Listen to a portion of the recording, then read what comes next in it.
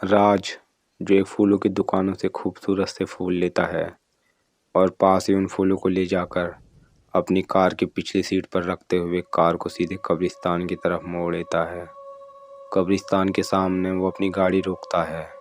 उन सुंदर फूलों को वो अपने हाथों में लिए कब्रिस्तान की तरफ बढ़ता है। कब्रिस्तान के अंदर पहुंचते ही वो एक कब्र के पास रुकता है और उस कब्र पर फूल चढ़ाते हुए वो प्रे करने लगता है। कुछ ही दिनों पहले राज के दादाजी का देहांत हुआ होता है। राज उन्हीं की कब्र में फूल चढ़ा रहा होता है। प्रे करने के बाद राज घर को जाने के लिए वापस मुड़ता है।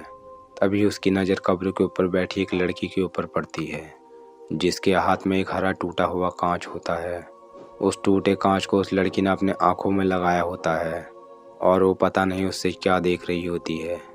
ये देख राज उस लड़की के पास जाकर उससे पूछता है, अरे बच्ची, तुम इतनी रात को यहाँ क्या कर रही हो? वो लड़की शीशे में देखते हुए ही बोलती है, कुछ नहीं, यहाँ मैं और लोगों को देख रही हूँ। राज को थोड़ा अजीब लगता है। वो फिर उस लड़की से कहता है, क्या तुम्हें यहाँ डर नहीं लग रहा है? तुम इस कब्र के ऊपर बैठी हो, तुम्हारे मम्मी पापा कहाँ हैं? तभी लड़की बोलती है, वो यहीं दूसरी कब्र में गए होंगे, बस आने ही वाले होंगे। राज ने सोचा, ये लोग यहीं आसपास ही रहते होंगे और यही काम भी किया करते होंगे, तभी लड़की यहाँ बैठी होगी। राज उस लड़की से उसका नाम पूछता है, बेटा तुम्हारा नाम क्या है और तुम बार बार इस शीशे में ही क्यों देख रही हो? लड़की उसे अपना नाम शालिनी बताती है और वो बोलती है, मुझे दिन भर इसी शीशे के पीछे से देखने में अच्छा लगता है, भैया तुम भी देखो ना। राज को उसकी बातें सुनकर थोड़ा अजीब लगता है। क्यों? अर्थ में क्यों? तुम्हारा घर कहाँ है? तभी शालिनी बोलती है, मेरा घर यहीं पास में ही था जो अब नहीं है। राज उससे पूछता है, क्यों, अब तुम्हारा घर कहाँ गया जो तुम यहाँ इतनी रात को बैठी हुई हो?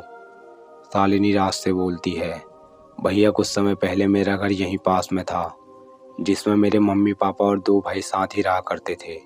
मेरे पापा एक किसान थे जो दिन भर खेतों में काम करते थे। एक बार यहाँ बहुत ज़्यादा बारिश हुई, जिसके कारण हमारी खेती पूरी तरह से नष्ट हो गई।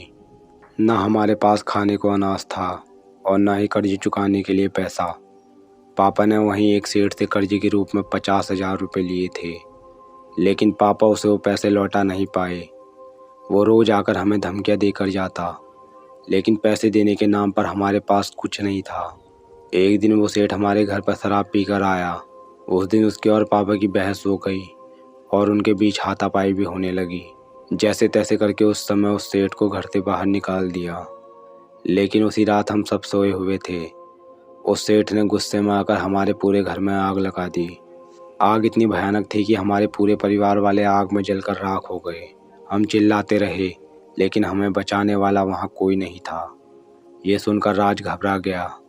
जिसे वो अभी तक एक बच्ची समझ रहा था, वो तो एक आत्मा निकली।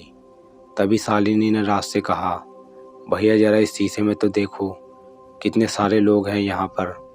राज ने घबरा कर कहा, शालिनी अब मुझे जाना चाहिए, मुझे यहाँ बहुत देर हो गई है, घर पर मेरा माँ वेट कर रही होगी। शालिनी ने राज की तरफ एक अलग सा ही चेहरा बनाकर कहा, मैंने कहा ना, एक बार इस शीशे में तो देखो। राज बेचारा करता भी क्या, उस समय उसे वो ही उचित लग रहा था। उसने वो कांच के टुकड़ों को अपने हाथों में लेकर उसमें से देखने लगा। वो कांच को आंखों में लगाते ही उसे उस कब्रिस्तान में बहुत सारे भूत दिख रहे थे जो उसी की ओर बढ़ रहे थे। उसने वो कांच से लड़की शालिनी की तरफ देखा। उसे देखते ही शालिनी उसे अब एक पिशाच लग रही थी, जो दिखने में बहुत भयानक लग रही थी। हड़बड़ाहट में उसने वो शीशा नीचे फेंका और शालिनी से कहने लगा, अब मुझे चलना चाहिए। तभी शालिनी हंसने लगी और बोली, अब तुम यहाँ से नहीं जा सकते, मैं काफ़ी समय से भूखी हूँ। बहुत समय बाद इस टाइम में यहाँ कोई ताज़ा मांस खुद चल कर आया है, मैं तुम्हें यहाँ से कैसे जाने दूँ। तभी राज वहाँ से भागने लगा। जैसे ही वो पीछे मुड़ा, उसकी पीठ पर वो चुड़ैल शालिनी बैठ गई और उसके गले में अपने नुकीले दांत बढ़ाकर उसका खून पीने लगी। खून पीने के बाद वहाँ जो और भूत प्रेत थे और राज के मांस को नोच नोच कर खाने लगे और राज की वहीं मौत हो गई। कहानी से सीख, ऐसी जगहों पर किसी अनजान व्यक्ति से बात नहीं करना चाहिए। दोस्तों, ऐसे ही हॉन्टेड किस्से और कहानियाँ सुनने के लिए हमारे YouTube चैनल को लाइक एंड सब्सक्राइब जरूर करें।